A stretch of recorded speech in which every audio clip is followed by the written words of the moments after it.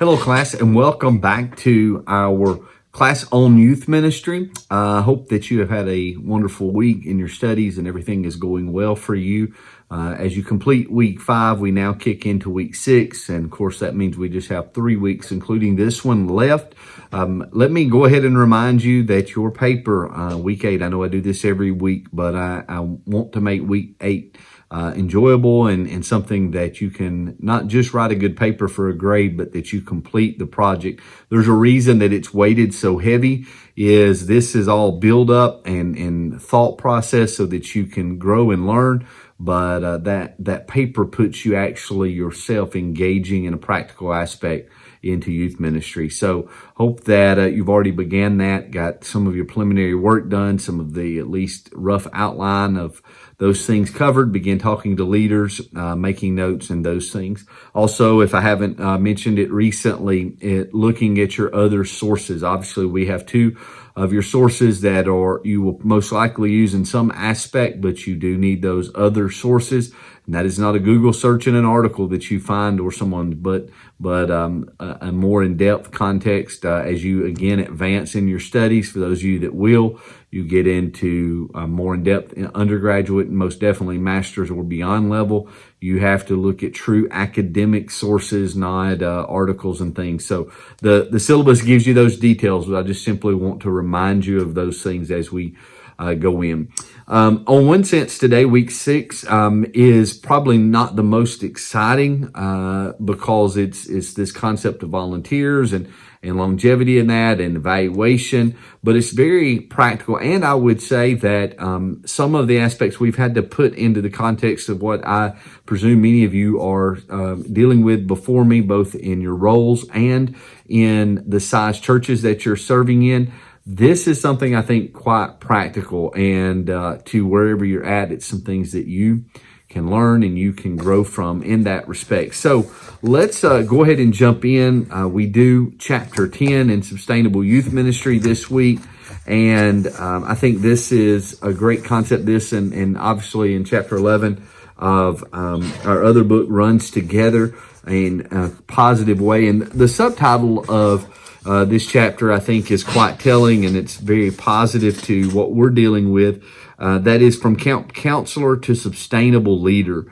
And I really, at first wasn't sure about the title of that just because of the difference maybe some of us would use in our roles and how we would look. But we're really looking for someone that is doing a task, is a phrase I like to use, to someone that takes ownership, not of just a responsibility, but the heart of the ministry itself.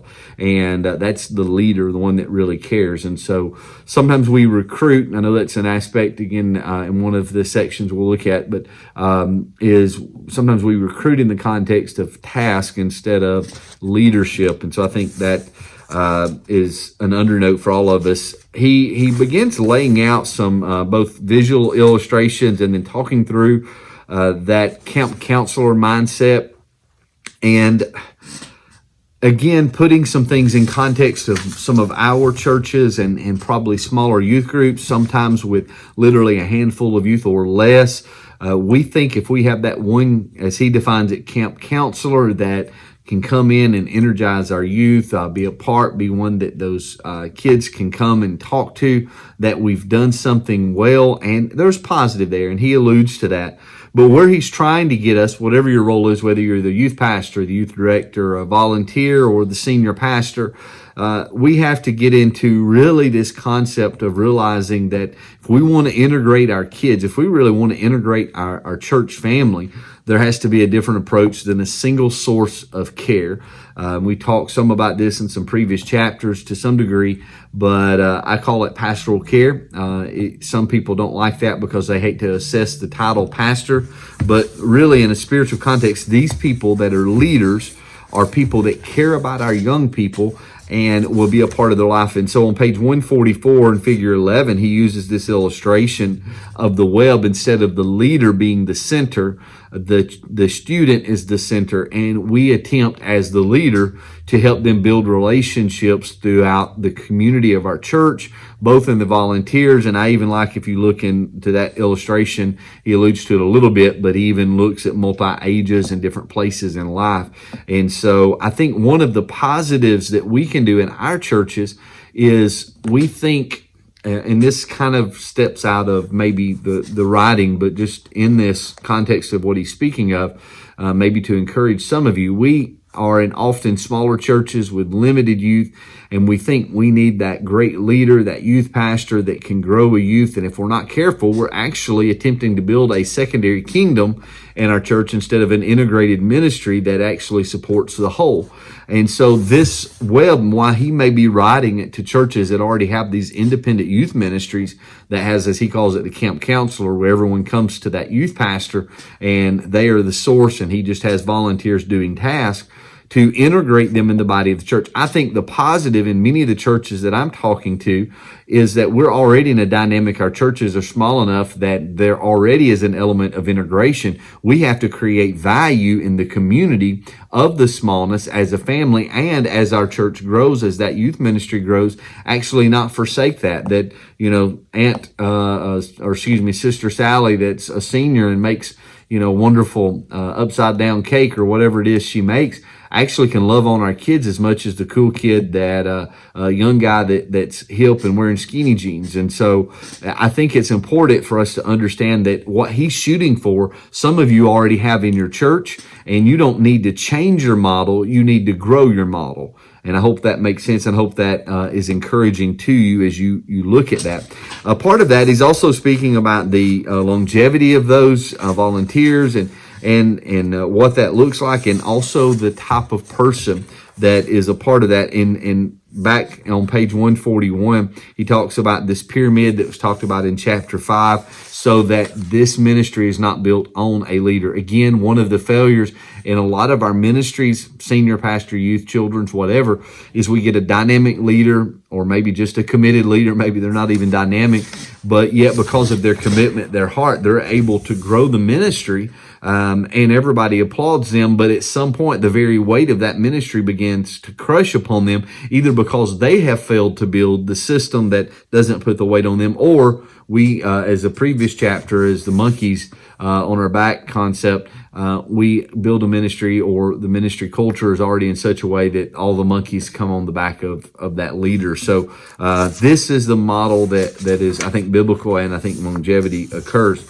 He then moves into a concept of recruiting, which is a little bit of what in chapter 11, beginning page 201, that Duffy Robbins speaks of, Youth Ministry Nuts and Bolts, in the chapter entitled The Core of Discovery 2, Finding and Keeping Good Volunteer Leaders. And so both of them obviously have an element of recruiting. In sustainable youth ministry, he speaks about the first step is the hardest, and I love his method that he begins to speak of, and this is first being strategic and intentional in what you need, looking to the year ahead and beginning to chart the type of volunteers you need. He speaks of major event coordinators and behind the scene, in front, all of those things that he begins some nuts and bolts. And by beginning to first start early, as he defines it, by looking at what you're going to do in that process of the next year or beyond, starting early, and then identifying your needs. What is it you need? And I love the example that he said is you may have an upcoming event, and you think of that sister that is extremely faithful and does everything well, and you ask her to do it, only to the next week realize that the big thing that needs urgent and needs your best of best doing it is also coming up. And now you have overloaded that volunteer, and instead of putting her on the thing that was the most important, you have her on something lesser. And so you're actually going to hurt yourself on both sides of that. And so by planning early, thinking through and identifying your needs, you're able to align that. So creating that list is important, and looking through those things, and so you can plan accordingly, is important. And then his developing your pool. And again, some of you in small churches think, looking through my membership and pulling is so both easy, and I don't even have to. But I think his lesson to us is do it anyway, because your memory will fail you. So look at your membership. If you haven't, make a list of those who are faithful in attending on a Sunday morning. Begin looking through and think about who really could, and begin placing people without even calling them. He calls it the draft. Begin placing them in the places you could see them serving. And of course, if you're the youth leader and not the senior pastor, you may think, well, what if the senior pastor wants to use them? Maybe y'all do it together, again, in a small church, and work through that list. And it's not to draft them and say, this is your job, but what you're doing is something that we end in chapter 12 with, in Duffy Robbins' book, is really helping people begin to be placed in places that it seems that their gift and calling are there. And so you're trying to do that. I love how at the end of or bottom of page 150, he says you're really looking at three categories: those that work directly with students, those that work behind, or those working either behind or with students. And so evaluate where you see those people being good fits at. And so immediately, as I think of even the youth ministry that now I'm leading in our own local church in an interim setting, I think of a couple. He is a wonderful behind the scenes person. She will do both. And so she does both a lot of times. But think about them, help place them, and then look at the task you have. Even if it is a few things, put them in a place that you see where they need to be. And then from there, after you've done that draft, then begin making those phone calls. And he talks about this is important, that we don't handle this. And I will pause that chapter and look into again, Duffy Robbins' book, where he talks about the different ways of recruiting leaders, and how we can do it. He says, he calls it 4 basic approaches. This is page 206. And he says the public appeal method. And, I will be honest with you, I had moved to this model several years ago. This one is a primary, along with a discipleship thing that we do, and concluding that we help people evaluate their gifts or talents or passions. I still want to use that, but one of the successes of a public appeal is it casts a wide net. But as Sustainable Youth Ministry mentions, when you cast a wide net, you also are opening it up. He called it, I forget the phrase off the top of my head, but the pedophile recruiting method, because you don't have a filter. Now you have to tell someone they can't work, or later you're trying to remove them. And so there's positives and negatives there. I lean to still a public appeal, particularly from a pastoral level, that we want to engage people, but then having a process of helping them evaluate where that would be. But that is one method. Youth recruiting leaders. And so essentially, what do the youth see? Who is it that they feel cares about them, loves them, and is engaged to be a part of their life? Third, volunteers, recruiting other volunteers. So they run together. They, throughout your church, they know one another. Hey, youth worker goes and finds a new person in church, and they engage them. I love this personally because I think it's a discipleship method. Instead of everyone again coming to the leader, the volunteer is discipling someone. And so let's say that leader or that volunteer that is already involved, that they have moved from level 1 to 3 in their maturity. You may be at a 10, but they've moved from 1 to 3. Well, if they go get another one and bring them to a 3, then you can keep working on at least the first one, but ultimately both of them, to raise them. But now you've got another person invested, another person invested in that second level leader. And I really think that's biblical in that, but that's why. And then a one-to-one call. And so I grew up in an era where volunteers were appointed. Some of you know what I mean by that. August 1st rolled around, and pastor would stand up the first Sunday in August, sometimes maybe the first Sunday in September, and he would make annual appointments off of that. We used to joke about being out that day and not making eye contact with the pastor. Sometimes that didn't matter. They would just appoint. And so I've really struggled in that one-to-one, and I'm just being honest with you, because I didn't want anyone to feel arm twisted in that. And so that's where in Sustainable Youth Ministry, he alludes to in that one-on-one call them. Don't worry about trying to get them at the most convenient time of their day, such as after they get off work. I would argue sometimes that's even the least convenient because they're probably trying to do everything at home as well. But even if you have to leave them a message, if you're in a culture where email works, I think that formal invitation can be a good thing. And maybe saying, I'd love to sit down and talk to you about this, to explain it more. He talks about the value of clarity and job description of what that means. Sometimes that is hard, probably in a smaller church, worse than the larger church. And so I often tell people this is 60 to 70% of what I'm asking you to do. Another 30% or so, maybe to 40 maybe is things that come up in a part of a team, and we work together as a team. But here is your primary function in that maybe sit down. But that phone call or that email, letting them know you've looked at them and you see them maturing and growing and you find value in them and you would love for them to be a part of your ministry, and explain that even if they think about it. Because reality is they're either going to say, let me think about it and pray about it. But if you give them a heads up, I have on a few occasions sent a text saying, hey, I'd like to really talk to you about this role. I've been thinking about it and you keep coming to mind in my thoughts and prayers. I'll give you a heads up to be praying and thinking about it, and let's figure out a time to sit down and talk about it more. And I have found people really appreciate the heads up to give thought. They often come in with questions. Still, sometimes they say no, but at least they have an understanding of what they're dealing with and they've had some thoughts. So that call, and so that's something that in both books they allude that to the importance of that private or personal calling. And so obviously both of them give more depth about recruiting and what that looks like.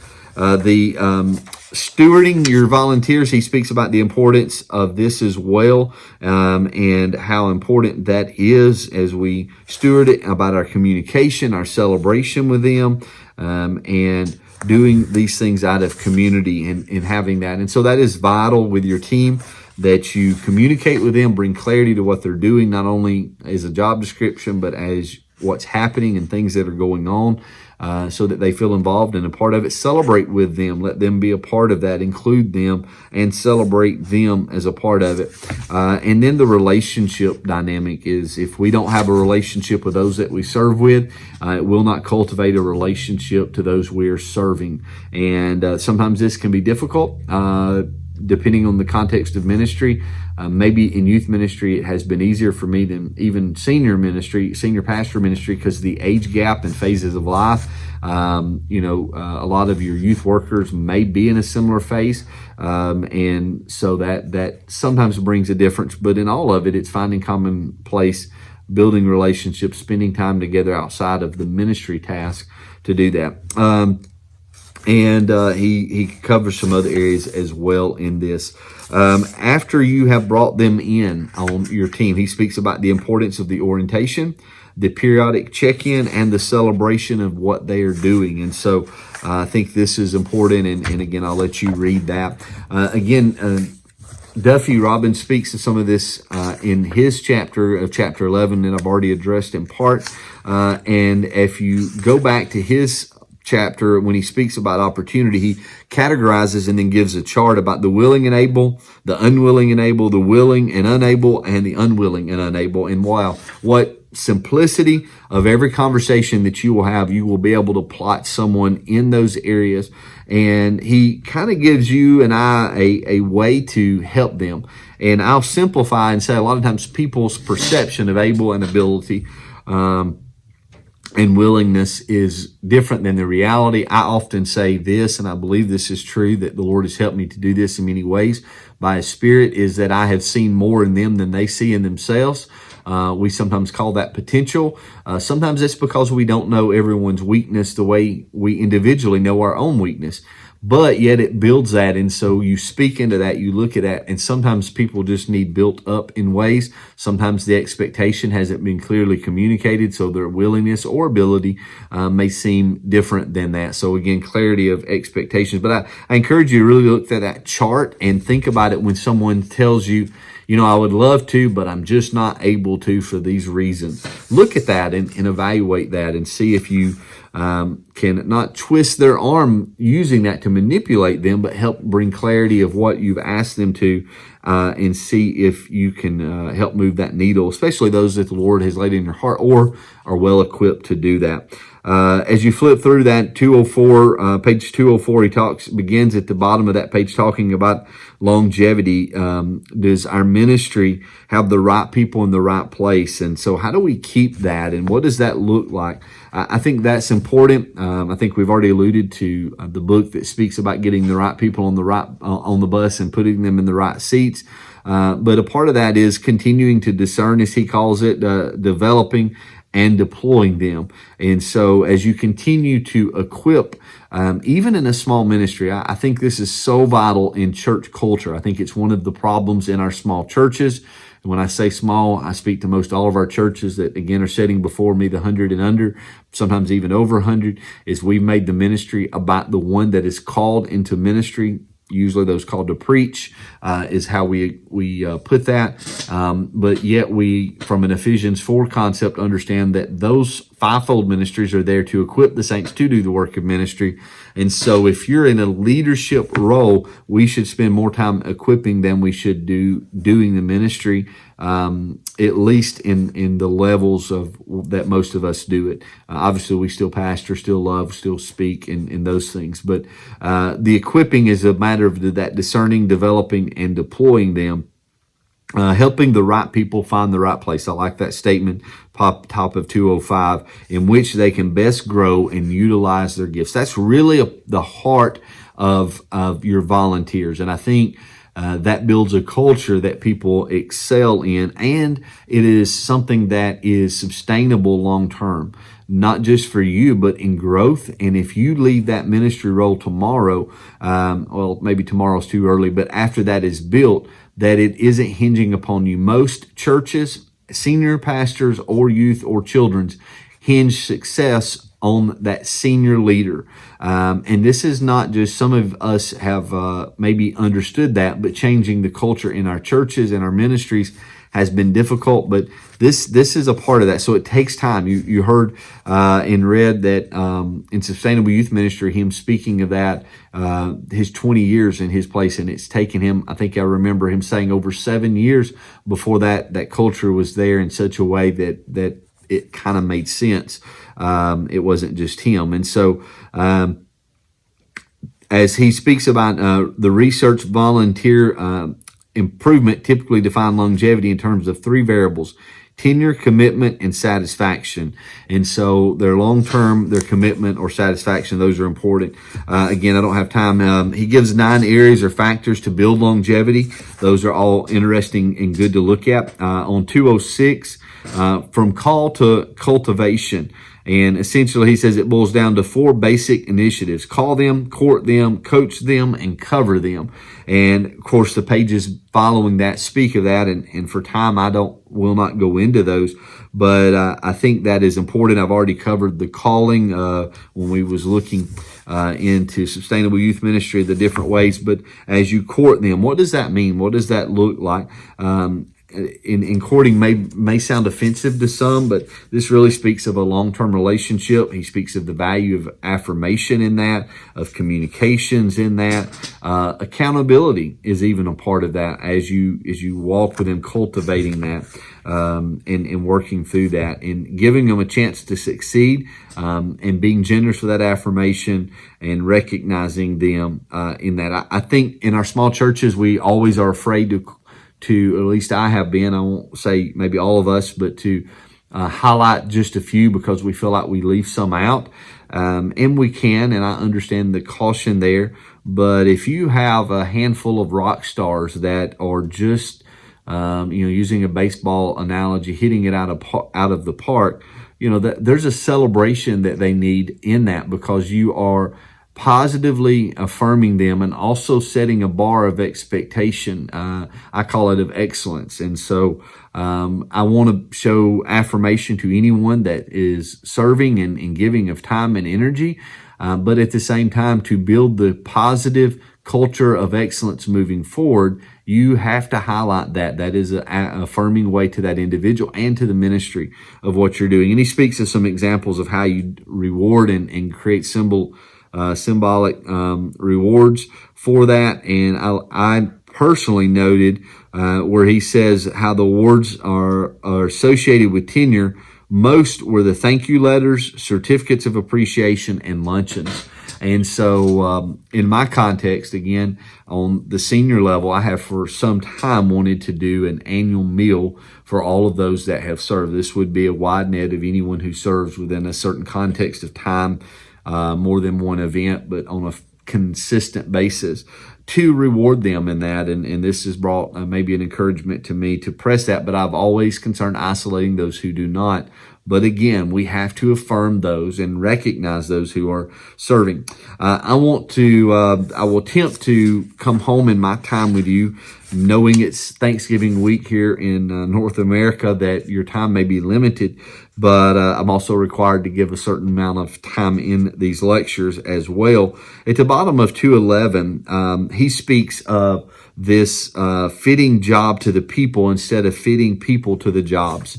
And wonderful writing and points to point out for you and myself as we do it. But one of the terms I have recently in the last few years started to use more and more is we have always tried to help understand gifts and help people find ministries they enjoy. But I use the phrase now, finding your gifts and your passions. What is it God has gifted you in? Spiritually, physically, there's a variety of ways we evaluate that, skill sets, etc. What is that makeup of what you do and do well? And then secondly, what are the things you're passionate about? And so we're talking about youth ministry, but in all sincerity, if we have someone that says, I know our youth are important, I know that they're valuable, but I just really can't stand being around them. Maybe that person needs saved. Maybe they need the love of Jesus in their heart. I get all of that. But just like we don't want to recruit that pedophile to be a dramatic statement, but nonetheless, we do have to do background checks, and our church has policy on that. I encourage you, make sure you're utilizing the child and youth protection policy. I'll try to put that as a link in some of our notes this week, just so you have that. But it is International Assembly approved and mandated. But try to make sure you're getting good quality people, but you also want people that love kids and are willing to be around them and find value in them. And just, they may not be the hippest, they may not be the coolest, they may not relate anymore in that sense. But I'm going to tell you, if somebody loves on some youth, it's all the difference. And so I've quoted before, I'm certain Doug Fields says in Purpose-Driven Youth Ministry, his greatest youth worker in his youth ministry was an older gentleman who stood at the back as the kids came in, shaking their hands, saying welcome, and letting them know he loves them. And that meant the world. And they just connected to him. No, he really cared. And so helping people find their gifts, their talents, and where they're passionate about is really where this hinges. So when the context of youth ministry, I would add that sometimes that means we have to come to someone and go, it just doesn't seem you're passionate about this. Is there another place in our church that you would be passionate about? Let me connect you with a pastor or whoever and help you. You will be more fulfilled. You will enjoy it, and it's a place you're passionate about. Obviously, not everyone is as emotionally passionate as others. Some of us are more outwardly passionate, showing, but so don't judge it in that only external, but in the sincerity. He also talks about the importance of coaching them and what that looks like both before, during, and how Jesus did that, and the covering element of that. So those are important. I will end as he speaks about evaluation, and I will sum it up this way. We could read through this chapter in our context, those again that are before me, or I presume, and we could say that's so good, and big churches really should do that. Listen, if you're in a small ministry, you need to do that. You need to do that in your ministry of youth, in your whole church, wherever your setting is, but you need to evaluate. Whatever it is you're over, you need to evaluate. It is difficult. Sometimes it does seem unnecessary because you go, I know we're not doing well in these three areas. I know this is I just know it, but stop and use a process. to make yourself think. And I've done it long enough that I have to make myself. And again, often as I read and teach these things, there's some accountability back into me. I need to adapt a model that I have tried to use and become lazy in doing in the last, particularly COVID season, because sometimes it's uncomfortable, as he talks about, because we know things. We don't want to have to face the fact, even though we've suppressed it in the back of our mind. Evaluation makes you face that. He speaks about, it seems like it's unfaithful, it's unnecessary. And one I will mention, he says, sometimes we think it is unspiritual. Sometimes we think as Pentecostals, if we pray enough, God's just going to reveal it and that's it, and we'll do that. But if not, we'll keep plugging away. But I could give a long list of scriptures in time that would remind us that things like evaluation report, it count the cost, scripture says. The principle of that is stewardship. Stewardship is counting, looking at a budget. You should do a budget in your church. You should have a plan for that. You should evaluate that monthly and quarterly. How are we doing? Why? Because it matters. It's not unspiritual. It's very spiritual. It's not emotional in the sense of Holy Spirit coming and working through you in that, but it is yet spiritual, because this is a spiritual work. This is his house. And so evaluation is important. It's most definitely scary and it's most definitely difficult, but we must do it. And the beauty is, as he says, is the stages, clarifying the vision. Your evaluation will help you bring clarity to your vision as you clarify your vision on the front end and filter. Are we doing this? Is this what we're doing?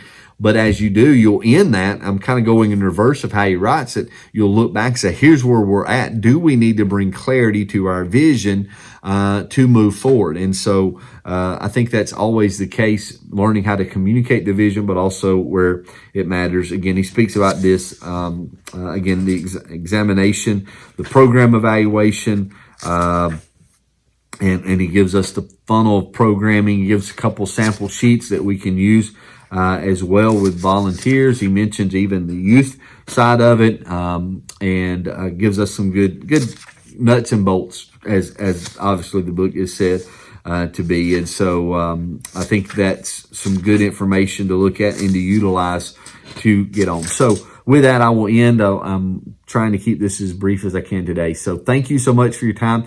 Remember your papers. I will keep our questions very minimum this week. Again, trying to be gracious to you and just interact and do what you can. Hope you have a wonderful Thanksgiving. If you have questions, always email me. We're coming in, for those of you that maybe have been a little behind. I know we've had some dealing with COVID. We've had some traveling. And we've been gracious as we can in that. But as we come to the end of this semester, this session, it has its limits in that. So try to get caught up in those areas. And that's just a few. And I appreciate everyone being so diligent to do that. Again, God bless you. Hope you're having a wonderful week, and happy Thanksgiving to you all.